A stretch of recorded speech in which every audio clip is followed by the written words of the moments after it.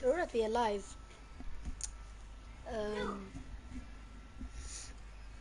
Hej allesammans. Välkommen till en Fortnite livestream. Ja. Vi ska kolla på den här finalen på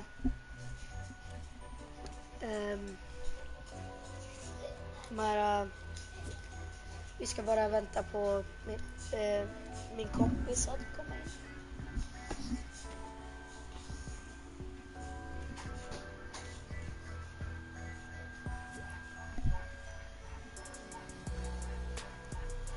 Hej. Hej, vi är live. Okej, vi är live. Yes. Vi är live just nu. Är det en svensk stream? Japp.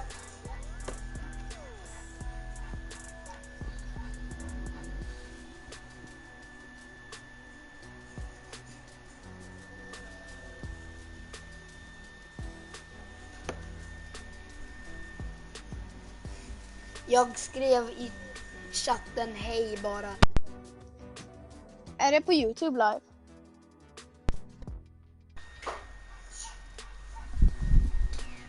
Sam, är det live på YouTube? Japp, det är live på YouTube. Just nu. Okej. Jag ska gå på toa.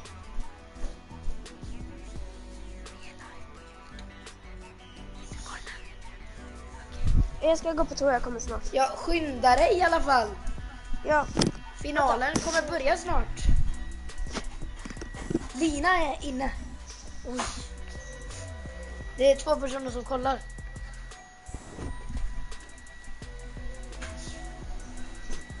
Hejsan allihopa. Välkommen till vår livestream. Vi har redan börjat. Vi ska precis... Nu är det 3 personer här i.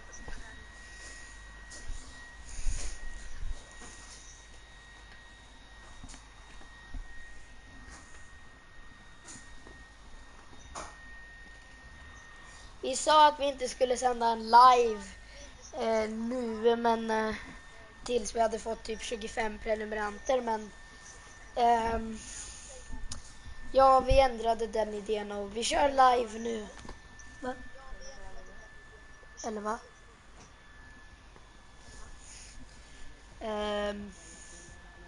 Men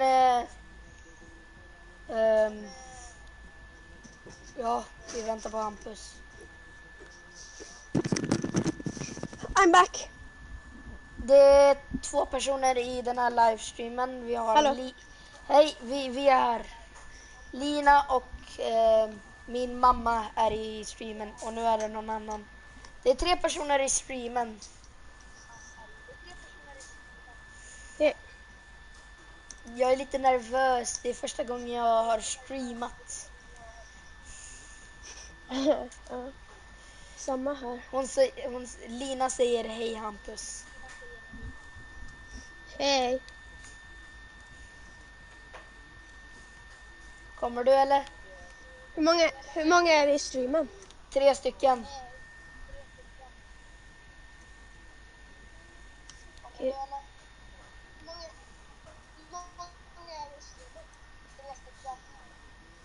Kollar du på streamen? Jag kollar på streamen. Det förklarar varför det ekar. Ja. Kan du ha din telefon lite längre ifrån eller vad du nu kollar på med? Vi kom hit precis. Det ska typ börja snart. Vad är det? Hur långt är det? Jag vet inte. Nu är det 4 personer i streamen.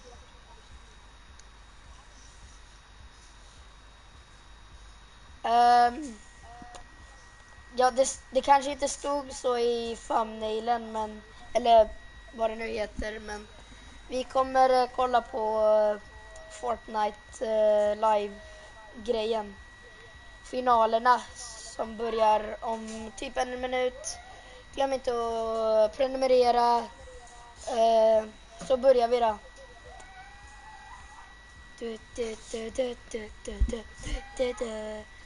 Jag hade inte den här emoten själv. För någon anledning vi bara dansar. Man kan trycka fokus. Kan man? Ja, fyrkant för dig. Ja. Man kan också klicka på drop the bass. Ja, Men det kan vad är jag det inte. då? Det låter som. Man droppar the bass. Är ni redo? Det börjar om 5, 4, 3, 2, 1. Nu kör vi. Finalerna börjar. Welcome to Chapter 2 Season Woo! 4 Grand Finals of the Fortnite Champions Series. It's your boy Zeke, and joining us here on the analyst desk, we've got none other than Shy Wager and Reese. Guys, yesterday we had some incredible games, and today we are back for the exciting conclusion and will crown a brand new FNCS Trios champion. How are the hype levels, boys? I love asking this question because I love the memes it provides. Provide me with memes, please. I'm waiting for the Reese clap back, but for me, it's absolute maximum for EU and NA East today, and all the other regions around the world that have already finished up. I'm so excited to watch even more grand finals. I may not clap back, but I will say, this is me currently on cloud 9. Okay. Right. This is me. This is me over the moon. Okay. And obviously also, my hype levels are still off the charts right now. Wow. I have to applaud you, sir. Thank you for providing the memes. That's what we live for. Also, big shout out to everyone in Party Royale. If you're tuning in here, watching us live, hello. Thank you so much for taking time to hang out with us. We hope you have an incredible time. Use your favorite emotes. Use the paint. Throw the tomatoes. All of the above. Just let's have an awesome time. We've got 7 games of EU ahead of us, and it's going to be an incredible time. Now, real quick, let's talk about the broadcast and what you guys can expect as viewers as we're watching throughout the show. We're here in Grand Finals. Now, what got us here? Well, we started things off with an open round qualifier. From there, the top 15 trios pushed on through to heats. There was a 2-day competition, 6 games apiece there, where the top 8 trios then moved on to Grand Finals. However, yesterday, there was a very special wildcard match where one trio, the Victory Royale of that single game, that trio joined the 32 trios already in Grand Finals, and we kicked off 5 matches yesterday. We are here for the next 7. Shio, at the end of this, there's going to be brand new FNCS champions. And they'll have that axe of champions as well. It'll be EU, the region that we're watching first. That wildcard match team is performing so well today as well, but at the same time, day 1 was just its own separate thing. Now with day 2, the scores are combined, but there's brand new stories we'll get to watch happen at the end half of these grand finals. That's right. Now you're probably asking yourself, well, Zeke, Shio, how are these guys earning points? What are they doing to move up and down the leaderboard? Hey, don't even worry. We got you covered. Take a look here. We've got the Victory Royale. It's worth 25 points. There's 33 trios competing, so if a trio can land in 17th or higher, they'll start to earn points for placement. And finally, every single elimination is a point. Now, Reese, we always kind of go back and forth. Where on the spectrum should they fall? You know, we've seen trios like Mongrel, Mitra, and Kaysen. They've got that average placement of 3.6, which is basically placing 4th every game. And they've got an average elims of 8.4. So these guys are just far and away balancing this perfectly. You know, average elims of 8.4 is already above what we see from most teams who win their region. It's usually around like that upper 5s to mid 6s range. So these guys are already slaying out way harder than the average people who are winning their region. They have better placement at an average of 3.6, and they have 2 Victory Royales out of 5 games. So they've won 2 games out of 5.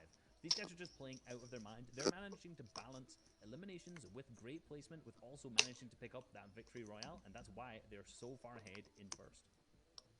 The biggest question will be, can they continue that momentum, right? Can they keep this going across the next 7 games? But not only are they walking away champions, not only will they have a trophy that they can show literally anyone in their lobby, the world, they'll also be walking away with a bunch of prize money coming in first place, but also just being able to make it this far, they'll walk away with something. It is going to be an absolutely incredible day for Fortnite. We're going to watch some of the very tippy-top performing trios, some of the craziest action. We're talking some of the craziest play. I'm hoping for some big wow factors, just like, hey, I'm just going to go find an RPG. I'm going to go loot a shard. That's what I want, Shai.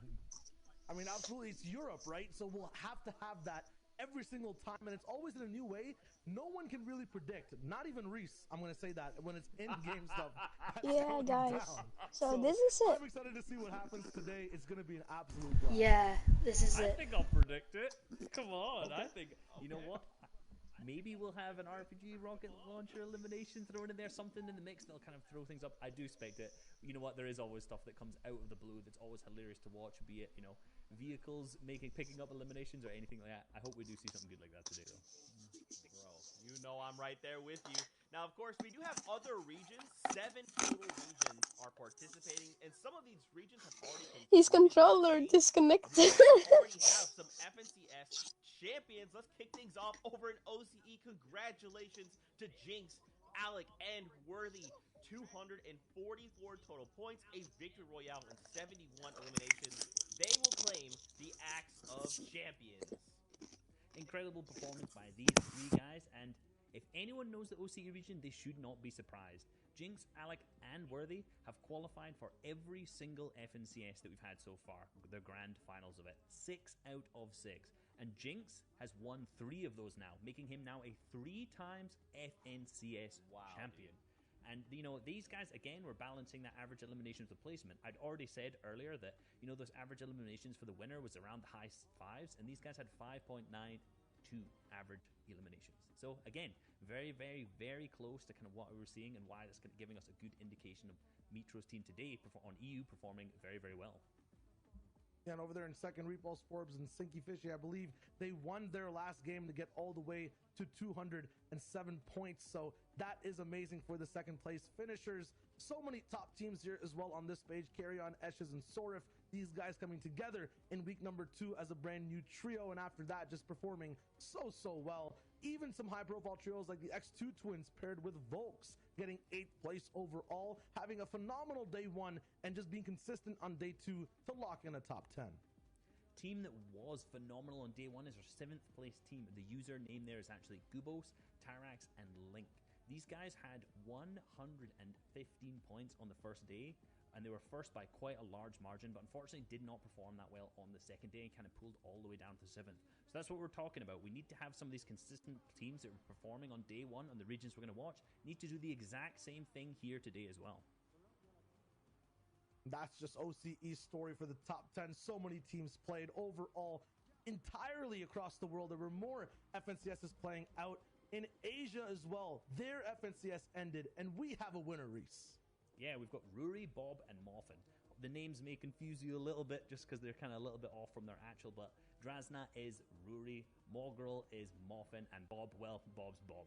And these guys performed very, very well, and there's a little bit of a story behind their previous FNCS because, you know, Bob and Moffin have been playing together for a long, long time, and Ruri and Moffin actually won the Season X FNCS trios, so they've already been a champion in trios all the way back in Chapter 1 of Season X. So the first FNCS we ever had, these guys already won it.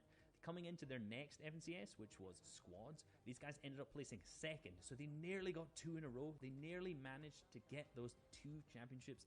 And then ever since then, in the duos, the invitational, and in the solo FNCS, they didn't manage to clutch it up. Now they've come back full circle into trios again and managed to pick up that 2-time FNCS championship.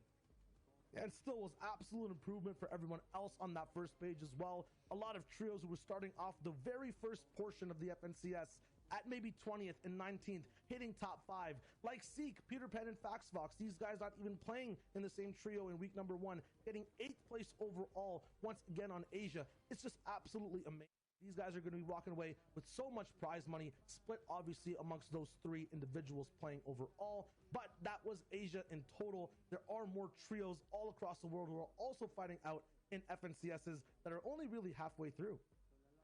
That's right, and EU is one of those regions. So what we need to do is kind of take a step back, revisit EU standings, and kind of see and paint that picture as what happened yesterday, right? We got to reset this stage because Mongrel, Mitro, and Tayson, they just pulled so far out ahead of everyone else.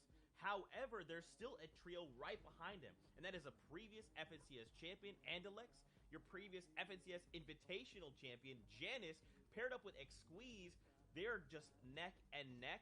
But you know, guys, I think the biggest, scariest thing is what Reese mentioned earlier, and that is teams that perform on day one sometimes can't do the same thing on day two. So we may see this top 5 be completely different by the end of the day.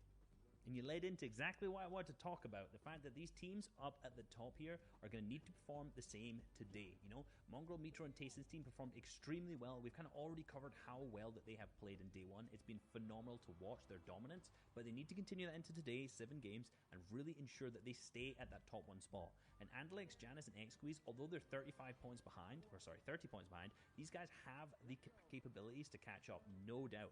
One bad game from their first place team will make them just catch up so fast, and then there's 6 more games left that they can easily overtake. You know, it's all about consistency across both days. And Zeke was talking about the competition in Europe being neck and neck.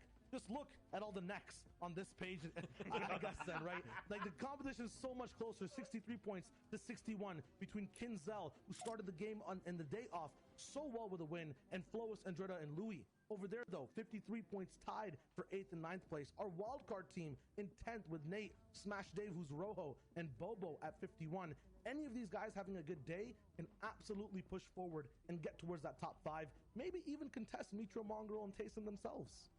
Do you think that's going to happen? Because you know what? I hope that it does. I hope that we have a team that's currently from 5th all the way down to 15th, maybe even lower, that has this big pop-off day today. And looking at this leaderboard now from 11th to 15th, there are plenty of names here who stick out of teams that can. Actually, you know what? Any one of these teams can. I think the 2 that are probably favorites would be Vel, iDrop, and Stursix, who's currently in 11th, and then in 15th with Flick, Thomas, HD, and Anas. These guys have been popping off all the way through the qualifiers, all the way through the heats, and it's kind of a bit interesting to see them in that 11th to 15th place slot. So today, hopefully they're going to figure out what kind of went wrong yesterday, bring it back, and start climbing up the leaderboards. Oh, they've reviewed, they've warmed up, and now they're hungry to have an amazing day of 7 games. We'll see how it works. It'll be a long one, but I feel like it might be the best Fortnite we've watched so far. Oh yeah, man, 100%. You know all these trios are looking to bring it. Now don't forget, yesterday, because we have 7 today, we had a matchmaking issue with one of our games, so we pulled that 1 game over to today, which leads us to looking at 7 games total. This is that added game, I feel like, is going to make a pretty big dynamic change to what we see the final standings look like.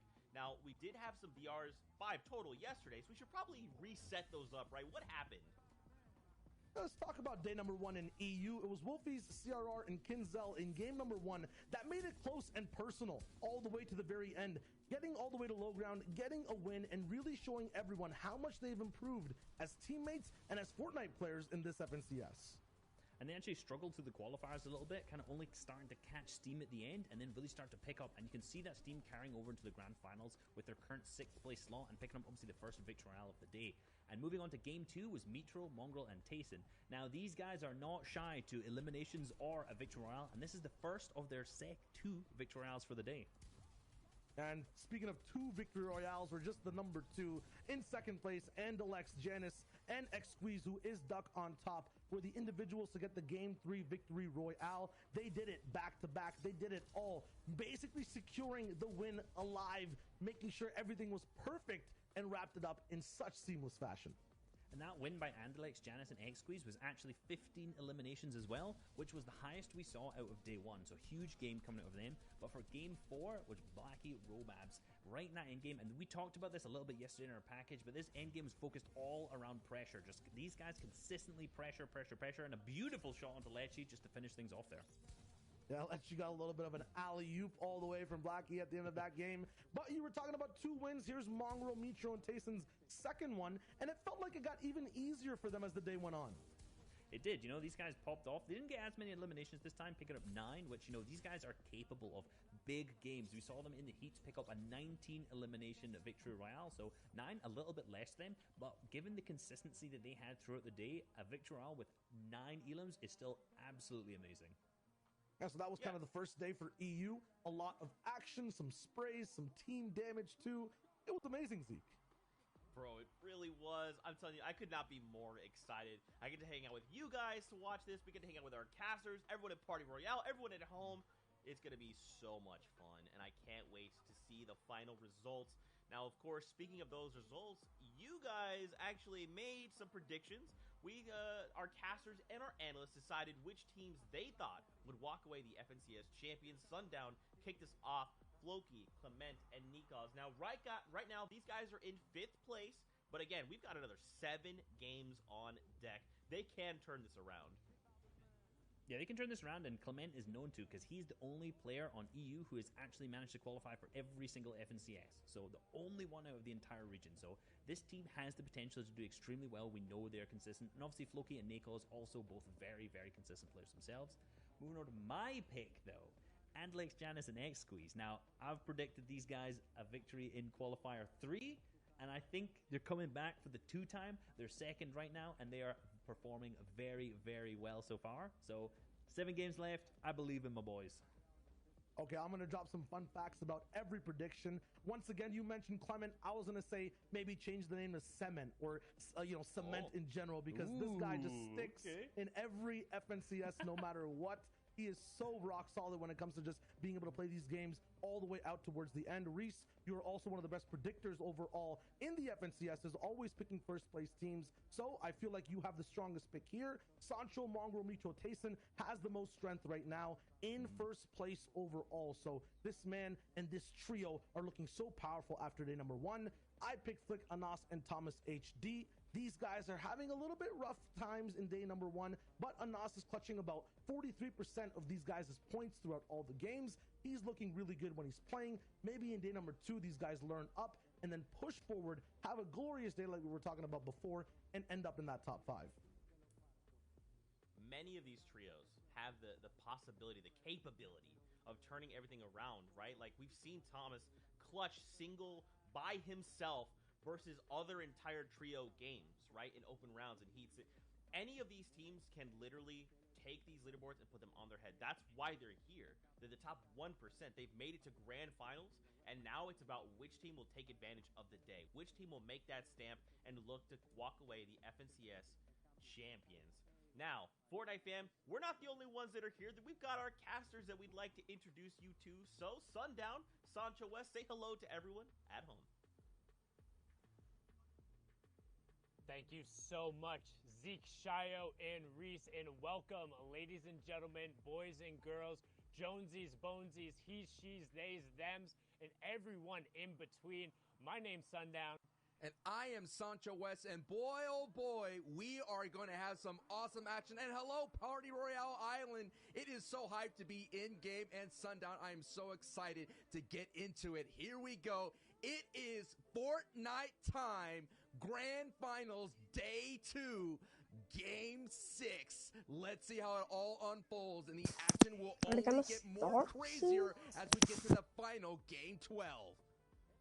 And here we go again. Don't forget, we'll have 7 matches today, and for those of you who are just tuning in, whether it's your first time, we'll be explaining a bunch of things, but what you need to know right now, that number 1 spot, they talked about it at the top of show, the best of the best, arguably one of the strongest and most talented trios in the entire world, and they've shown it so far through the first 5 games in Europe, is coming out of Stark Industries. It's E11 Tayson, FaZe Mongrel, and Liquid Mitro, and they have had this place wire to wire the entire time. Anybody who has come here basically gets forced into having to 50-50 one of those henchman chests. Otherwise, they just force you out, and they're doing it again. The only person that's literally contesting, and he has to, is Iron Man. And Iron Man is getting destroyed by the Thanos of the Fortnite world, and that is the Big Grawl and Mongrel. And what's the most interesting thing is when I tuned into Mongrel's Twitch stream after this incredible day 1, he wasn't creative. Free building to stay sharp. That's the champion's mentality. There's no celebrating. They still know they have a job to do. Mission is not complete. And what was a really sweet moment, so to speak, and I know that may be a strange thing to say when you mention Mongrel, but a really sweet moment was that he was asking for a prayer from his community. He said, look, I'm performing at my best. My mates are performing at their best. I 100% believe that he will be the Fortnite champion at the end of the day and that he will come out on top. that was a very touching moment to tune in to Mongrel stream. So this trio right here, everybody has their eyes on. Everybody in the Twitterverse, the Fortnite fam, was wondering how they would perform. And so far, Sundown, nobody's contesting them. So nobody's going to step up to the challenge to slow down this train. And largely we've seen this is kind of beneficial to them. Again, we've talked about the stats over and over again, how this team is almost reliant on Mongrel staying up on his feet. He is the one who makes the plays. He accounts for so many, not only of their eliminations, but also just his number of them. He outweighs so many other trios. I think he out-eliminated 85% of the other trios, or I think 82 going on there. An insane amount. If he goes down early, it's so incredibly difficult for them. Tayson and Mitro being strong players in their own right, but aren't necessarily able to convert when he ends up missing. And one thing we talk about, just how good Mongo and Mitro are, but if you go back and actually look at their tournament results, outside of Cash Cups, their last quote-unquote signature wins, Mongrel shared the love, March 2019. Mitro, baby, we're going all the way back to the fall of 2018. Week 3 fall skirmish, to that shockwave play that shocked the entire world. When he threw it on the ceiling, sent himself downward, it's kind of the first time we've seen kind of one of those aggressive shockwaves through the builds. But other than that, Tayson is the one who's had kind of the more recent major tournament victory royale experience, and Mongrel and Mitro are kind of missing that trophy on the shelf. And today, will it be their day? It can be, or can a new trio on the scene, Wolfies, Kinzel, CRR, who were able to get a victory royale on day 1, and in the opening frame, game 1, they had a strong performance. It was a very chaotic ending in Retail Row. You saw them box fight their way through at the very end, fighting on the low ground, being so aggressive, and they were able to take away that first opening victory royale. But we did see in game 2, they were driving around here on top of the Hydro Dam. One sniper shot their way, kind of sent them going down a very downward spiral. Inconsistency so far for the day 1. Let's see if they learned their lessons going into game 2. But here we are. There's still a lot of top talent here competing. There's still a lot of money up for grabs here. So even though we're going to keep an eye on course on the top of the board, we're always going to see the other big names in the region trying to compete and kind of accrue literally every elim, every placement point. We're talking about thousands and thousands of dollars on the line. And again, too, you can see right now we've yet to have a trio drop only one player. You can see that in the top left corner of your screen. 98 out of the 99 available players still on their feet. 33 trios remaining, so probably going to get a little bit of aggression here on the north side of upstate New York. Saw plenty of this yesterday, but right now, Chapek, Queasy, and Milan, aka EP Alexa, you can see right away Shockwave coming out, and Pablo Wingu trying to create a little bit of space here, but they're not going to give him even a moment to breathe. Second Shockwave being used from the Enterprise Gaming player, and he's going to find Pablo there. Shakedown as well to try and identify where the other two teammates are, make sure they get the max damage coming through to indicate the Storm Surge, and a good pickup there. That's not the first time that Pablo tried to kind of poke the bear there in a very strong trio. He did that as well in day 1 with Mongo's trio, and they paid the price. So it's so interesting as well to see, to keep you up to date in the feed. Mr. Savage's trio is getting a knock against that dual media trio as well. So that fight, that engagement, that in Doom's Domain is still popping off here. So we've been seeing, though, in different regions, Sundown, is that sometimes this Craigie Cliffs trio, as you see in Milan's trio, sometimes could push that fight and be wondering. I think what we're seeing here is this Milan trio is picking on the scavenger routes versus going against a power POI like Doom's Domain, like the NA East Zexros of the world. Which I think is the right decision, and we talk about these scavenger routes. That's when you're not landing at one of the named places on the map, and you're just trying to get an aggregate number of chests and whatever loot. Generally, you're also utilizing the fishing pools because there is a solid amount of weaponry that you can pull from there. We've seen the clips of people pulling those epic and legendary pump shotguns, as well as just key fish at the right moments. But being able to pick up 3 points there, each elimination being worth 1, and that will be our first trio going down on the day here in match number 6. Milan's trio was coming into 24th place, so on the bottom half of the board, they had about 23 points, got about 10 elims. Their average placement, though, is about 18 plus, so they're looking to turn that around. And this is the only trio that right now, at the moment, is in striking distance. It is Analexianis and X-Wheeze. This is also a very decorated trio. Z kind of mentioned it at the top of the show. duos champion, a solo champion in Yanis as well. Andelix is that duos champion. Xweez is the only one looking for that trophy to add to the mantle. And already, Stir 6 getting fully confirmed in the Elim feed. That was another up-and-coming team. But I gotta say, that lead, yes, it's only 30 points, but that's a Victory Royale plus 5 elims. It's gonna be very tough for Andelix, Yanis, and Xweez to kind of bridge that gap. Because all Mongrel Mitro has to do, and Tayson, is just keep the pace. Get to in-game.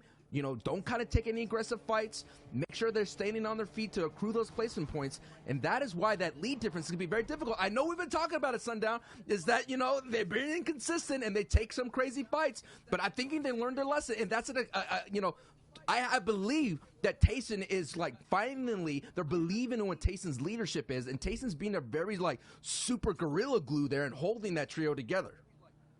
Well, and it feels like all Mongrel really needs to do is to be able to just rein himself in a little bit. You can tell when he gets that red in his eyes, wants to go forward just like the charging bull that he is. But right now, CRR finding a huge headshot there with the Stark Industry rifle. We talked about the first shot accuracy reset on that being very, very, very quick, and they're going to be able to get a little piece of kind of this third-party action. We saw Stir 6 get taken down early, and they're using the palm blast there from the Sentinels to be able to send them forward. You get a nice little redeploy going off, and you can roughly control the direction because it's based off of where the hand is facing. But right now, using that to try and close the gap here. However, the revive is coming through, and it doesn't look like they're able to identify where Smudge is right away. Wolfie's trio and Co, they came right now into this match at 6th place. So they're coming in within that striking distance. They just got to string together a couple of strong games. And you're seeing here their box fighting skills as they pick up a knock on Smudge, who did get a knock on Stir 6 here. So Stir 6 trio is around this area if there's all the way up. So it's going to be interesting to see what Kenzo Wolfies did. They could get a strong start. They had a good start in day one, getting that Victory Royale. Nice. Wolfies with the confirmation right there with 2 elims, looking really, really solid. I'm expecting this trio to start picking up elims, considering that is what they do best. Their average placements is about 12th place. The average elims is sitting at 3. No doubt this trio could do a lot more work, but it was that game 2 goose egg that really did hurt their stride, and we have to avoid. You don't want any zeros. You don't want to get knocked out before that 17th place threshold. You want to keep doing what you do. And that is what Benji and Savage, now they have to do. Now there's no Lechi, so that's going to be a duo moving on. So, it's going to be so much riding on the line for this to keep up the pace that they're sitting in 3rd place at the moment.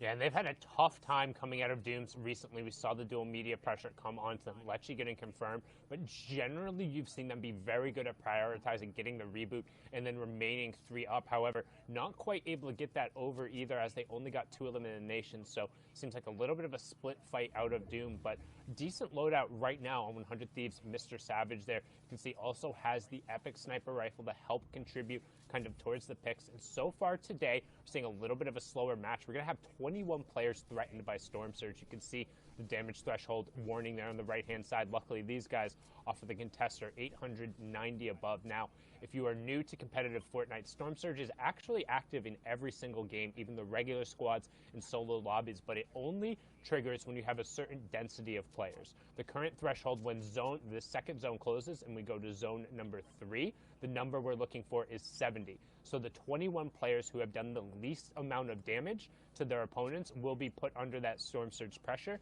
It does 25 damage every 10 seconds. So while you can use utility to out-heal it, generally it makes you go aggressive.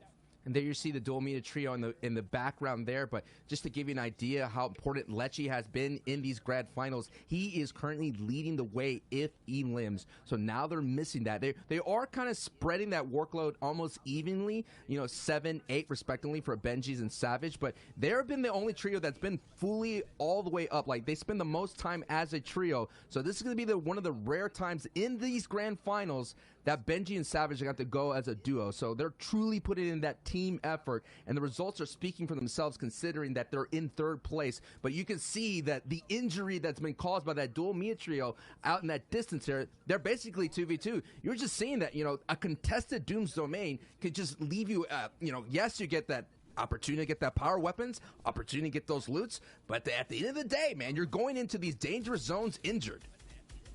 And you can see Squeeze picking up eye drop there. He's going to get the confirmation there. Matzo's getting busy on top of these guys as Savage actually eats a bunch of bullets in the back. I think that was either the dual media or one of the other teams who's kind of posted up on the side there. They're going to work along this bottom side tunnel here, but they need to be conscious of the fact that they don't have a ton of white heals outside of the chug splashes, and largely they want to save those for in-game scenarios or when both of them need them, if possible, because now it's just going to be effectively wasted as they're thrown against Benji there. And you can see Savage has a player at his back as well, hopped into the box, but they're not paying attention to what Benji is brilliantly done there to get the first conversion. That's largely going to be Storm Surge pressure, but above them, raining down shots on the Centric ADN, and the Train Hard duo, Matzo and Amplify, but Benji going to be able to clean up one. Savage gets the other, and a nice pickup for them there. 4 points so far, but Savage, man, very little white HP. And if Savage gets tagged here a bit, that's going to be the green light for any trio to kind of jump on down. And just looking at it right here, it's like once you kind of leave your main power POI, the question is, where are we going to find a replenishment? And considering right now there's literally zero or minimal opportunities to kind of farm up, you're going to have to get it from another trio. And when you're in shambles like Benji and Savage are, that's going to be so difficult. Yes, they get a little brief refresher. They find their little moment of oasis, but that could be soon a mirage going forward for the rest of the ride here in this opening game in day 2. This is the grand finals. This is the FNCS Trios. At the end of the day, we will crown an FNCS Trios champion, and that's going to be awesome. And they're going to collect $111,000, wield the Axe of Champions, and gain the ultimate respect of being a champion.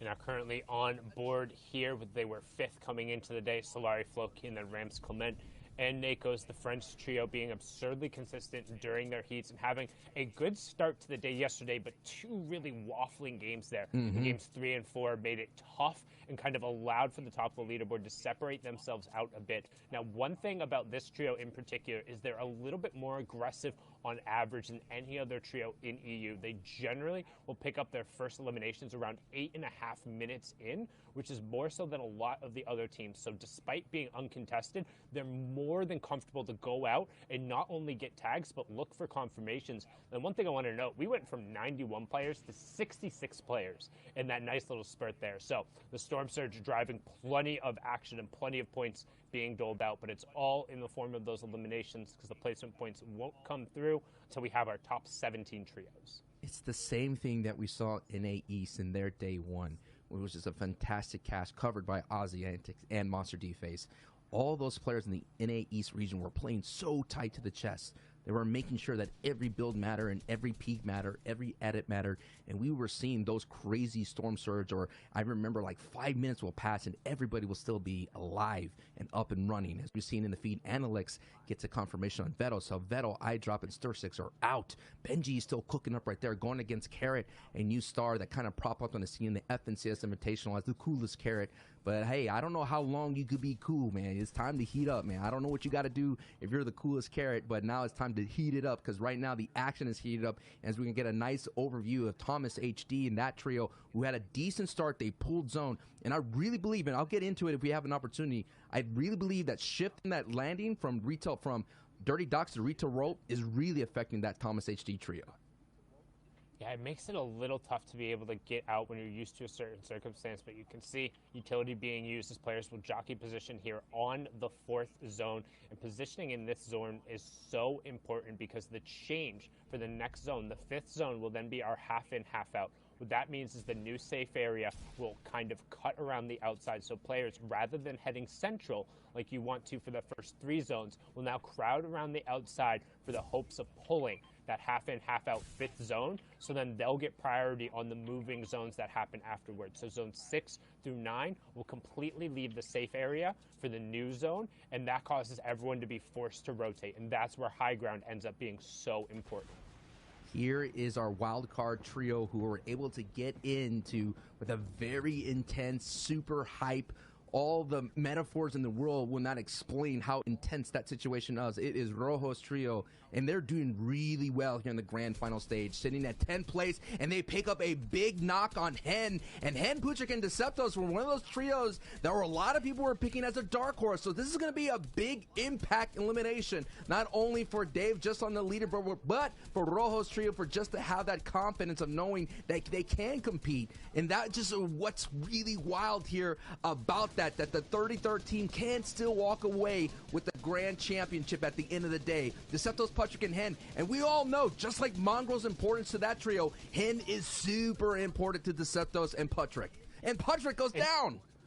Puchik goes down again. Smash Dave, again, you talked about it. Rojo, the World Cup duos runner up there with Wolfies, now representing Smash Esports. You can see SB Nate and then Bobo of Exalti as well. They came up clutch in the final moments yesterday, but now putting good pressure, and we talked about it. Hey, what's the difference between the first and the 33rd team in the finals? Well, they all get to play all 12 games, and it's a fresh slate once you get there. So all that matters is you got invited to the dance, and right now these guys have been very much so capitalizing on the opportunities and finding some great rifle shots. The angles here from these guys almost completely covered, and notice how they have the metal full belt cones above them, cutting down the angle on anybody else who might be or might even thinking about throwing shots towards them. So good effort there to convert into 4 points.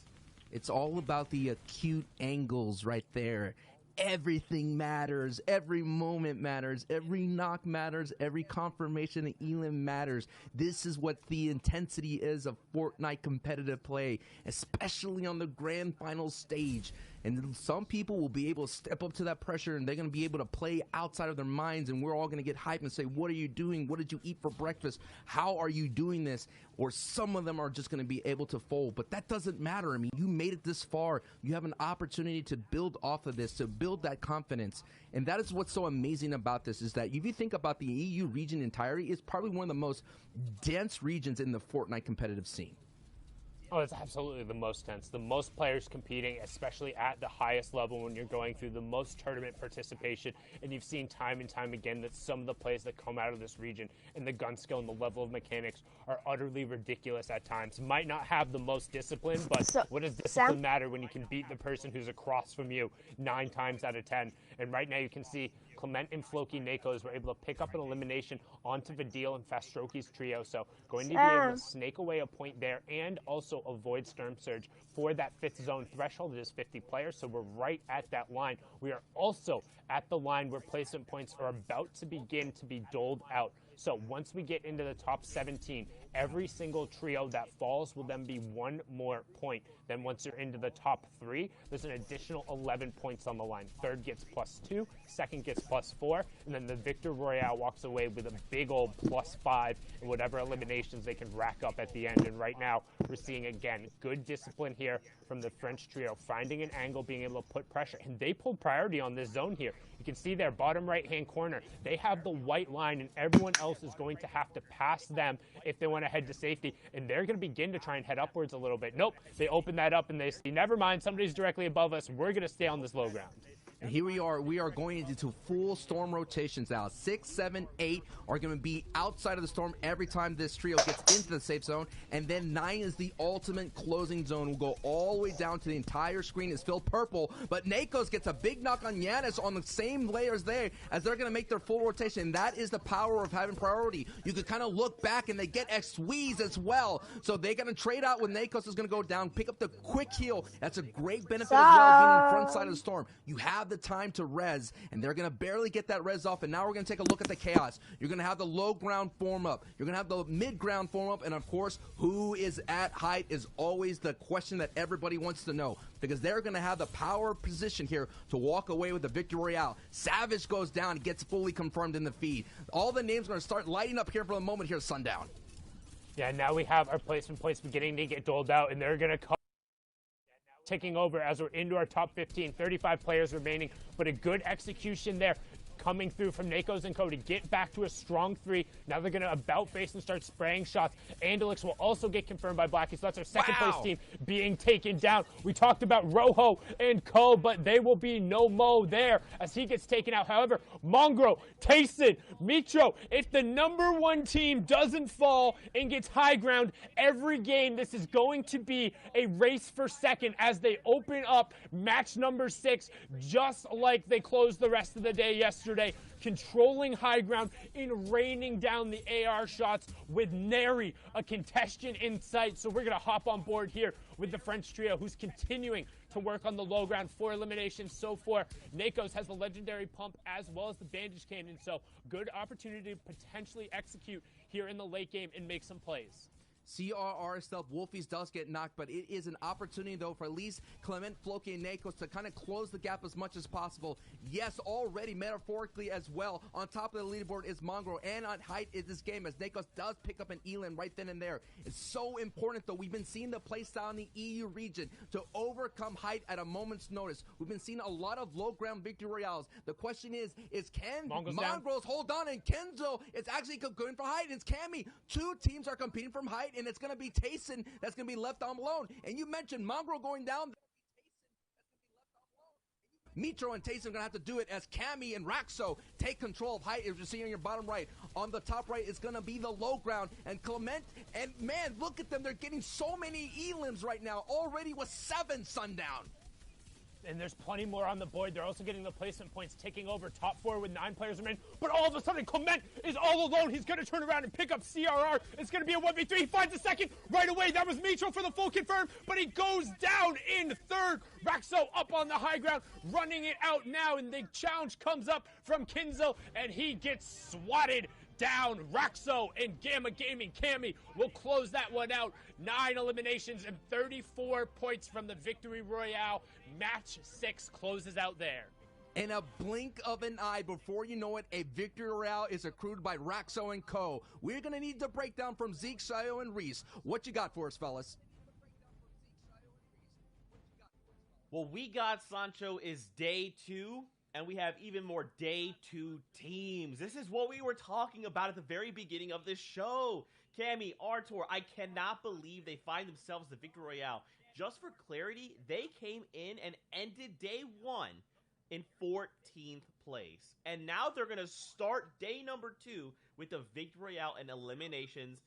I mean, this is exactly what we've been talking about.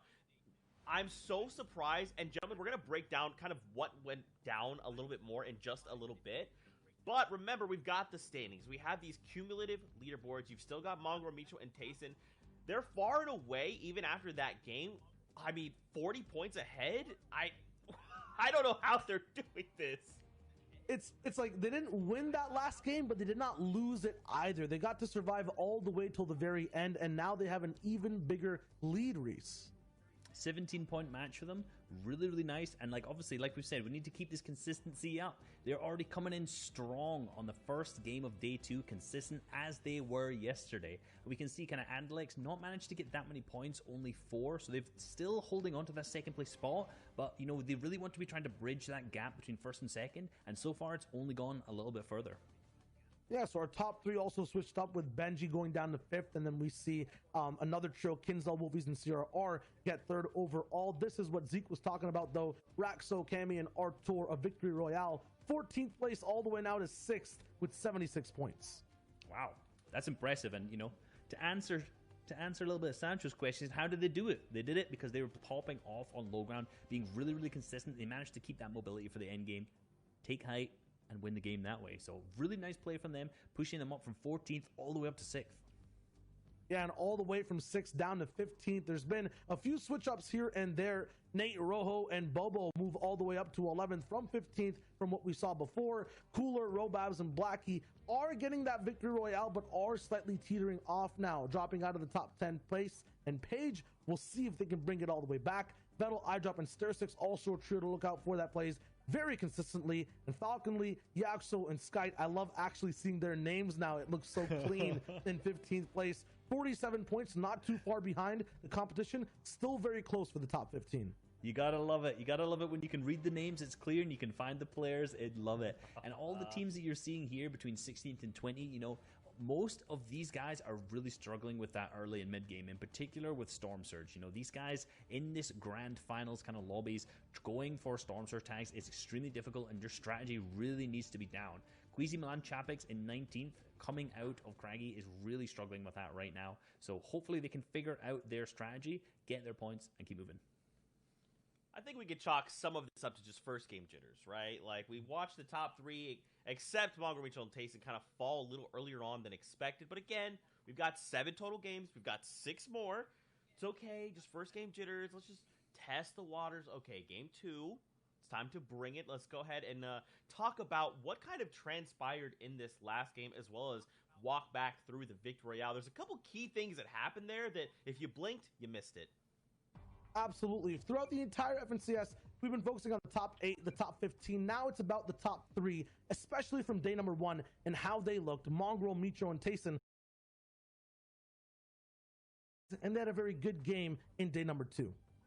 Some would say the best POI, but the second best POI, in my opinion, over at Doom's Domain. We're checking in with what was our third place team, which was Benji, Savage, and Lecce. They are contested similarly to the end few games of day 1 by the dual media trio, fighting off spawn every game now. Yep, and Reese, this is your pick over at Sweaty Sands. They're looking pretty strong as well. They're looking strong, and you know, the Twitter was going wild about Sweaty Sands last night. They were talking about it heavily because it is a fantastic drop spot, but unfortunately they didn't seem to manage to perform out of it that day. Yeah, over here we'll tune in with Tayson, Mitro, and Mongrel. The reason they find themselves in this low ground chaos is because Cammy, Artur, and Raxo saved all their shockwaves, saved their actual crash pads, took height in the 8th zone. These guys only had enough mats to sustain, not retake height, and they ended up falling. Here's Lecce, Benji, and Savage continuing that fight with a dual media trio over at Doom's Domain. Lecce goes down. It's just Savage and Benji left in the end game. Yeah, it's just Savage and Benji left. They did what they could, but that fight took them way too long. They ended up being in the zone with 2 other trios in the second zone, still in Doom's Domain, made them rotate late, and that left them with horrible materials because they ended up getting focused in that endgame. And we have Andalex, X-Squeeze, and Janice in the endgame as well. Also a little bit shambles. It looks like all these day 2 trios have improved. These day 1 type of top performers, the top 3, are looking to repeat things, but they will have to adapt to how these teams, such as Raxo, Artur, and Cammy, are closing out these games. Yeah, and like I kind of alluded to earlier, these guys took height with those shockwave plays in that last moving zone, and because Mitro, Mongrel, and Tayson did not have enough materials to maintain that high ground, they could not take it back at that point. It was secured for Cammy, Raxo, and Artur. They just continually pressured down from there on, and that was the Victory Royale. Man, I mean, again, first game jitters. We'll see. We got to see for the data from game number 2. The question is, though, is there going to be a new day 2 trio that will pop up like this one that we just watched, or will our first day trios show up? Well, let's find out as we jump back into game with our casters. Take it away. So much, Zeke. I am Sancho West alongside Sundown, and it is a new day. Yes, it is. We are seeing some new trios who are trying to meet the performance of our day 1 trios. And hey, that number 2, sometimes a sequel, it can be better than the original. We all talk about movies here. Sundown, you've seen it before, and here's take a look at our game 2 of 7 here in the grand finals. And we're going to see a finish here up in the Northwest region, which is going to really favor that Doom's Domain and, more importantly, that Sweaty Sands trio. Yeah, what is going on just slightly west there of the ruins? There's like 3 different teams and 3 different triangles all fighting over kind of the one henchman chest that's guaranteed in that area and a couple others. So a couple scavenger routes that are directly on top of each other. We're going to hop on board here with somebody else executing on one of those scavenger routes. This was our match number 6 winner as we turn over to now the official backside. We're on the back half of the game here. Sam? 7 through 12, and right now, again, we talked about it at the start of the morning, it's who can catch Mongrel, Mitro, and Tayson. And despite the fact that this trio was able to take away the victory, they were able to sneak up there into a 4th place with 3 eliminations. So still a 17-point game coming out of them there. as you can see a little bit on how the scavenger execution kind of goes about. The key is maximizing your materials, getting enough distance cover to kind of scout where you're available to go to next, and see if there's anybody you can potentially ambush who's also running one of these routes. But so far, not going to happen, as we're going to swing back on board here to Clement, Nakos, and Floki. And we talked about this already, Sundown. This is one of those trios that were very deadly in heats. They kind of get up really quickly to get those elims. You mentioned 8 minutes or less, and they get an elim. They average about 5 elims in their qualifiers and heats. They looked really good. You picked them as well to walk away as the grand finals champion. And we had some day one jitters, a little bit of stumbling blocks. And now they're just seeing this new opportunity. They took a break that is so important. Now we're at that official halftime point. Just to be able to change your playbook, just to change your trajectory. And like we mentioned, it's just a shift in just a little bit. You don't have to do anything too crazy. Just a simple shift could get you back up into the leaderboard standings. And one thing to note, too, is they had just 2 really, really, really poor games where they weren't able to get into those placement thresholds. You can see on the right-hand side, each elimination being a point, but the placement starting to tick in once you're in the top 17. And for a trio like this in particular, they thrive on consistently getting placement points. They're not necessarily known for those absolutely massive over-the-top victory royales. They're more than capable of winning a game, but it's not typical for them to be getting those 15, 16, 17 eliminations VRs back-to-back. They did it in heats, though. However, now we're going to swing over to a little bit of contention going on. It's the battle here at Doom's Domain, and yet again, as we saw during the qualifier 3 rounds, Benji and Co. controlling the vault and then utilizing the secret passageways back and forth to try and get positioning over here on the north side of the house. And you can see the dual media group now trying to rotate back over here. However, all of the onus here is really going to be on Benji and Co. to take this one out. And we're seeing this engagement could be so detrimental to run. Dual Media's trio is sitting in 30th place at the moment. And day one, Benji, Mr. Savage, and lets you I think they ran them out of Doom's Domain at the very beginning, very early on. It looks like Dual Media has stepped it up just a little bit, maybe trying to take advantage of Mr. Savage, Lechy's, and Benji's slow starts. If they could shake off that slow start, maybe Benji could kind of put a run together to contest with Mongo's trio, to contest with Andalix. But right now, so far, we're just seeing another slow start here, Sundown. Just a little bit. I mean, we maybe see the early signs of it. You know what I mean? Like, I'm tasting the air, and I could taste that slow start. And the one thing to note is about the slow starts today, you think, yeah, well, we got 7 games today. That's one more than we normally get. Like, it's okay. There's time as Birdseye there gets picked up by Benji. And a nice little 50-50, able to swap over there to the Epic AR. Lechy is also going to be able to get a pick up there on the site. Benji's going to find the other one, and Lechy doesn't get converted. So saving some key resources there as well, not having to go over and utilize the reboot. We'll have to find some additional white heals if they have the bandage cannon. So not going to lose too much, but I mean, we've talked about it. Everyone is playing catch-up to Tayson, Mitro, and Mongrel. And one slow game, they got 17 points last game. So all of a sudden, that difference at the top, specifically if you're Benji, Savage, and Lechy, you lost 12 points last game. You have to make that up some way, shape, or form. And if these guys don't go down, if we don't see kind of that classic patented Mongrel over-aggression, where he kind of overreaches a little bit in the early and the mid-game, and they keep getting their Storm Surge tags, I think, again, it's going to turn into a race for second. I mean, the biggest fear as well is if somebody or some trio just decided to do 50-50s and try to drop into Starks. It happened before. They did lose their spot early in qualifiers when Jazzbase Trio, who is in the grand finals, mind you, kind of contested. They kind of started to lose it, but I think that woke up MMT. That woke up this trio to let them know, look, we're going to have to understand that someone will contest us at some point. And they just obliterated Jazzbase Trio in that next day in that tournament. So that is what we're kind of watching here. It's like, will it happen? Could it happen? We already seen OCE and Link's trio slip from that first place, going all the way down to 7th place or so. It could happen, but so far, I don't taste it in the air. I only smell grand final champion here. And that would be such a key kind of feather in these guys' caps. We talked about them being some of the strongest and best players in the world, and right now trying to put that on display, utilizing, again, we talked about this as well, the first shot accuracy from the Stark Industry Rifle and the high base damage of it, the fact that it still hits for 35 even at maximum range, and being able to convert on those 50 plus damage headshots make it one of the strongest weapons. And particularly, I mean, everybody has seen the clip of Mongrel on the high ground with an infantry rifle. This is about the same, and you'll also notice too, they'll generally run in terms of the rifle choice. They'll have a burst rifle on Mitro, and then Tayson and Mongrel will pick up those Stark Industry Rifles. That way, when you're spraying a wall, you have the fast first shot accuracy from the Stark rifles, and then the 2-shot burst coming through on the burst AR. It gives them a bunch of pressure to hit trios behind their builds.